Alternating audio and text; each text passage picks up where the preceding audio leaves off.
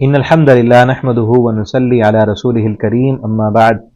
اعوذ باللہ السمیع العلیم من الشیطان الرجیم من ہمزہ ونفخہ ونفثہ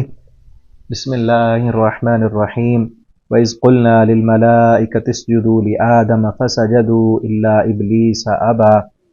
ترجمہ قرآن کا سبق آج انشاءاللہ سورہ طٰہٰ آیت نمبر 116 سے ہم پڑھیں گے۔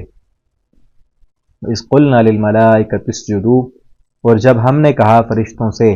اسجدوا لآدم، تم سب سجدہ کرو آدم علیہ السلام کو،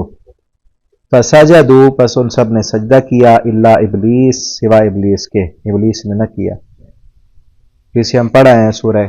کہف میں ابلیس کے بارے میں اللہ تعالیٰ نے فرمایا کان من الجن،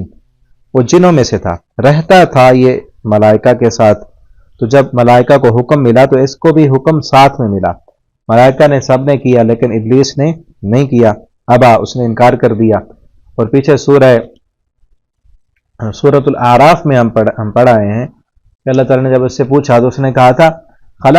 میں اس سے بہتر ہوں، خلقتنی من نار وخلقتہ من طین، اس کو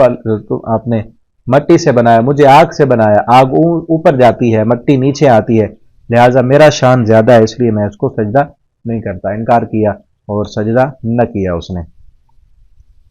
اللہ فرماتے ہم نے کہا اے آدم ان ھذا عدو لک، بے شک یہ دشمن ہے تیرے لیے،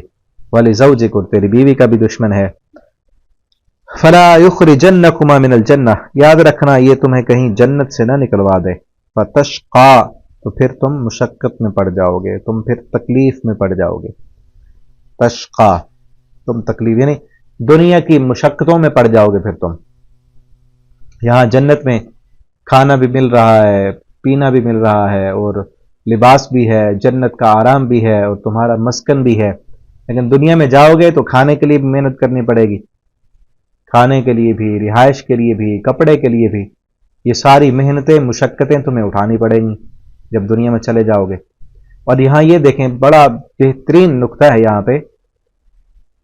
کہ اللہ تعالیٰ نے آدم علیہ السلام سے کہا کہ آپ مشقت میں پڑیں گے، کھانے پینے پہننے کی ضروریات کی مشقتیں آپ کو اٹھانی پڑیں گی، ان کی بیوی سے نہیں کہا، ٹھیک ہے نا؟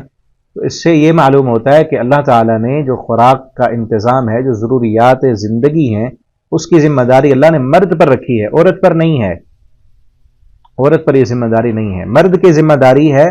وہ اس کے ماتحت جو بھی عورتیں ہیں، چاہے اس کی ماں ہے، اس کی بہن ہے، اس کی بیوی ہے، اس کی بیٹی ہے، خود بھی کمائے، مرد ہے تو خود بھی کمائے۔ الرجال قوامون، ہم پیچھے پڑھا ہے نا، الرجال قوامون، مرد قوام ہے، وہ قوام کا معنی یہی ہے کہ وہ کمانے والے ہیں، ذمہ داری ہے ان پر، بوجھ ہے۔ ہاں عورت اپنی مرضی سے اگر کوئی کام کرتی ہے، محنت کرتی ہے، کوئی مشقت اٹھاتی ہے، کوئی جاب کرتی ہے، اپنی مرضی سے وہ اپنے خاوند کے ساتھ ہیلپ کر رہی ہے، یا اس کا کوئی اوپر نہیں ہے کمانے والا، اپنی مرضی سے کر رہی ہے تو وہ الگ بات ہے، لیکن ذمہ داری نہیں دی اللہ نے۔ لیکن عورتیں، اب دیکھیں نا، گھر کی ملکہ بنا کے رکھا اسلام نے، عورتوں کو یہ چیز اچھی نہیں لگتی، اور گھر کی ملکہ سے نکل کر وہ جو ہے باہر لوگوں کی نوکری کرنا چاہتی ہیں۔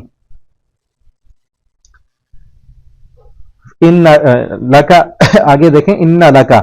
اللہ تجوع، تیرے لیے بے شک یہ ہے،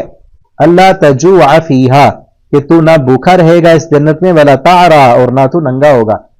کھانے کے لیے بھی سب کچھ ہے، پہننے کے لیے بھی سب کچھ ہے، اور وَأَنَّكَ لَا تَظْمَأُ، اور نہ تو پیاسا ہوگا اس جنت میں، وَلَا تَضْحَىٰ، اور نہ تجھے دھوپ لگے گی۔ فَوَسْوَسَ إِلَيْهِ الشَّيْطَانُ، تو شیطان نے وسوسہ ڈالا ان کی طرف، قال، اور کہنے لگا یا آدم، اے آدم، هل أدلك، کیا میں تجھے دلالت کروں تیری، تجھے خبر دوں، علی شجرۃ الخلد،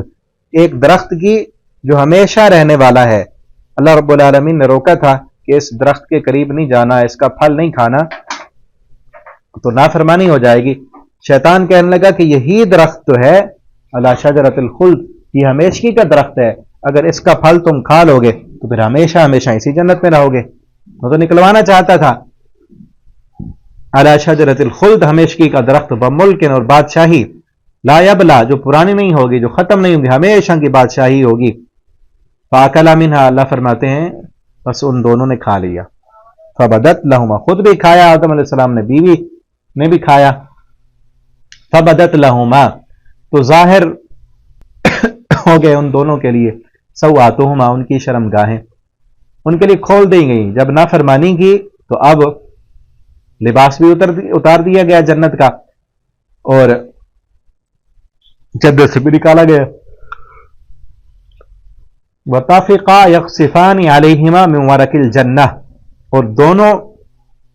اپنی شرمگاہوں پر چپکانے لگے ورق الجنہ،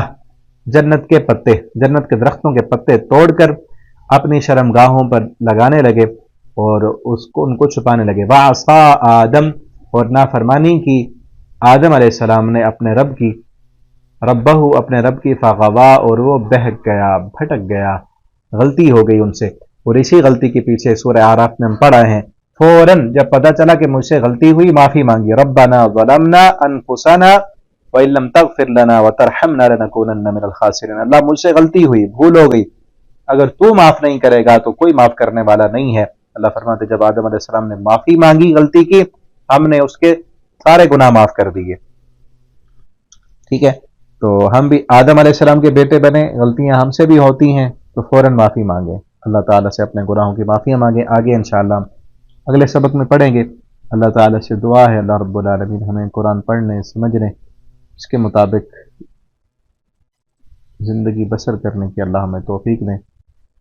آخر دعوانا الحمدللہ رب العالمین.